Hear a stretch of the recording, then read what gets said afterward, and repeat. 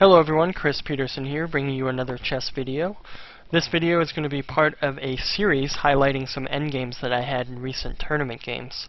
This series will analyze some tricks that I played, some of which are potent and some of them are just cheap, that I use in an attempt to turn drawn endings into winning ones.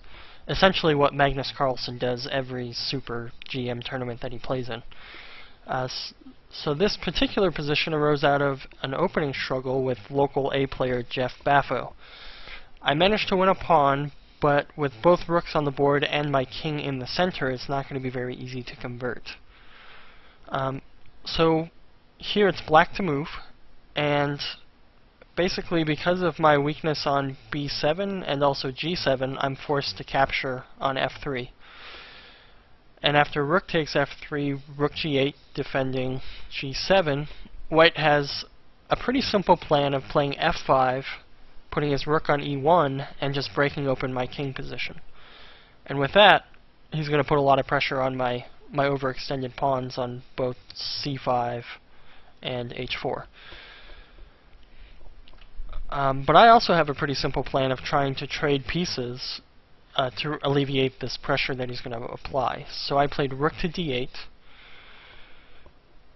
and after rook E1, I played E takes F5, rook takes F5, B6, probably a slight mistake because I can play King F7 to defend the C5 pawn as well.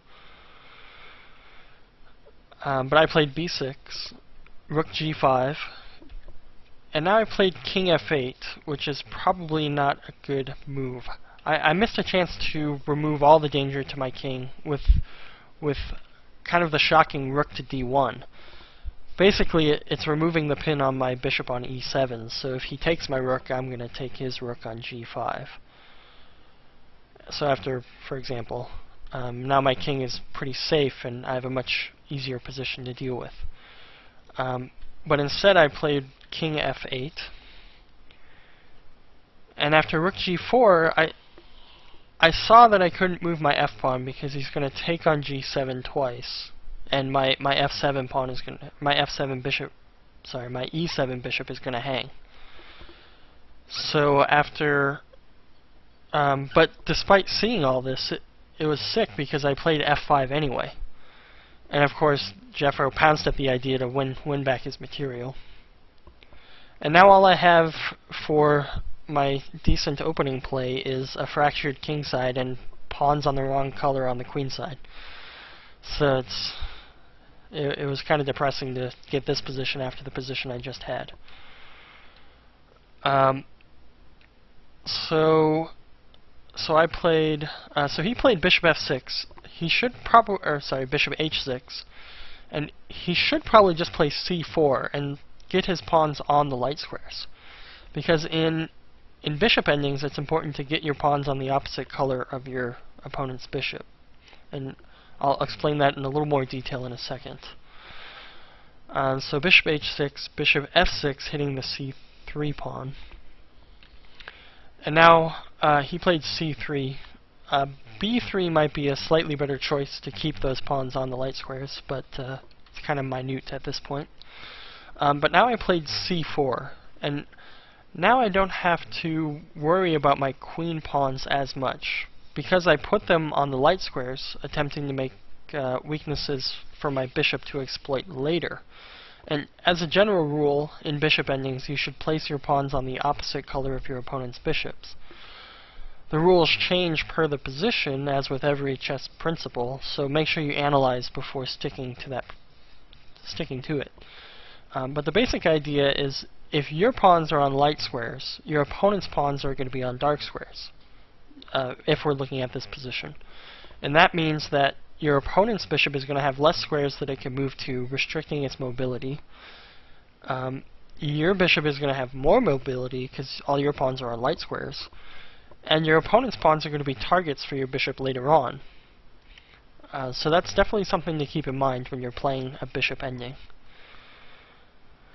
So King G1, Rook D5, Bishop F4, Rook A5. So now I just want to force Jeff to put all the pawns possible on the dark squares. Now I'm not going to be able to force his G2 pawn and his H3 pawn on the dark squares because I've already got them kind of locked on those light squares. But I can force A3. I think Rook A1 would be a bit of a mistake here because it just puts your bishop on. Puts the rook in passivity. So now all of Jeff's pawns that I could manage are on the wrong color. Rook D5, King F2, B5,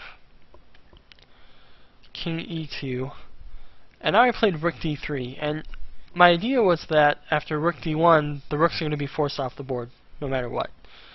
But I figured because he has those pawns on the dark squares on the queen side, that I should be able to kind of weasel my pieces in. At least weasel my bishop onto C1 and start winning some pawns. And I probably didn't go about it in the best way. But I was able to come up with an ending trick that we're going to go into a little bit of depth on, and basically the whole point of this video.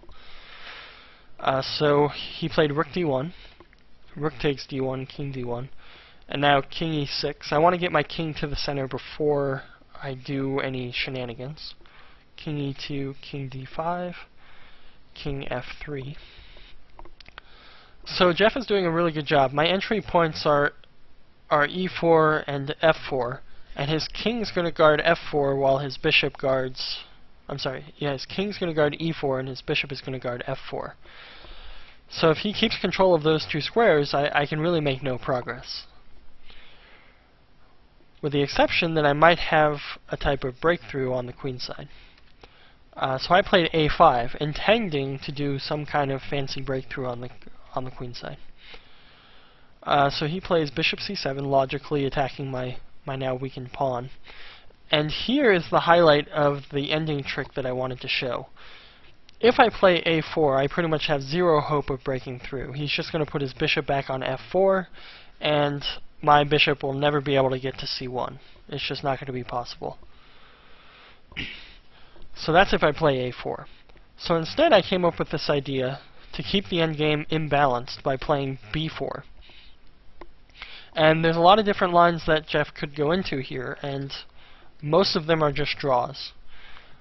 But the idea is not necessarily to turn a drawn ending into a winning ending because you found this amazing trick. It's to try to turn a drawn ending into a winning ending by trying to trick your opponent by having them make a bad decision in a drawn ending, even though there's a million draws. So just as a couple examples, he could play A takes B4, A takes B4, CB4, bishop takes B2, King E2, and this should be definitely drawable for white. He's got to pass B pawn, I got to pass C pawn. We're both going to kind of keep an eye on those with our kings, and meanwhile our bishops are just going to, do nothing on the king side pretty much. So with best play, it should be an easy draw. So if we go back, the worst idea is for Jeff to try to play C takes B4, and this was the whole idea. Well, the first idea of the trick. And now, if I play A4, not only am I winning the B pawn, but I'm also going to win the A pawn. So I'm going to have two pass pawns. Well, with best play, it'll just be one pass pawn, as we can see here. Now I have no way to guard the C4 pawn. And now bishop takes C7 is a terribly losing endgame because I have the outside pass pawn. My king's just going to march up here and gobble this, and it should be a win. So instead, bishop E5, and now bishop A5, and I'm going to play bishop C1 and try to weasel my king over to G2. And black will have some serious winning chances now. So if we go back, I think Jeff played the most accurate move, which is bishop takes A5. And now here's the second crux of the idea, is to play bishop takes C3. And now there's really only three options here. Well, I guess four if you go by the computer. But if he tries A takes B4, bishop takes B2 is pretty much going to transpose into that first line we looked at. And if So if he tries b takes c3, this is the whole point. Now I can play b takes a3, and black's pawn is unstoppable. He has no way to stop that pawn. But of course, in a slow game, it's pretty easy to see these lines, and Jeff again found a good response. He just played bishop takes b4. And after bishop takes b2, I realized that Jeff can just play king f4, and I have 0 chances of winning if I win his bishop with c3. So he plays king f4, and now at any point I could win his bishop. But because I have the wrong color rook pawn, which I'll explain a little bit more in a second, I have no chance to win when he captures this f5 pawn. So he plays bishop takes c3, bishop takes c3, king takes f5, and now his simple plan is to put his king on h1, and he's impervious to losing. Because my bishop is a dark square bishop, and his king is going to be on a light square, I have no way to force his king from outside the front of my pawn, so it should be a simple draw. So after king f4, I really didn't see a good way to win. I tried nothing. I just kind of moved my bishop back and forth for a few moves, and then we finally agreed to a draw. But again, the whole idea of this is not necessarily to win the drawn position with a trick, but simply give my opponent, tough decisions that could lead to his downfall. It is important not to accidentally lose when doing this, obviously, so make sure your calculations are precise. So please like, comment, subscribe, favor, whatever YouTube allows you to do, and let me know what you think about the game in the comments, or at least the ending. And I'll catch you guys next time.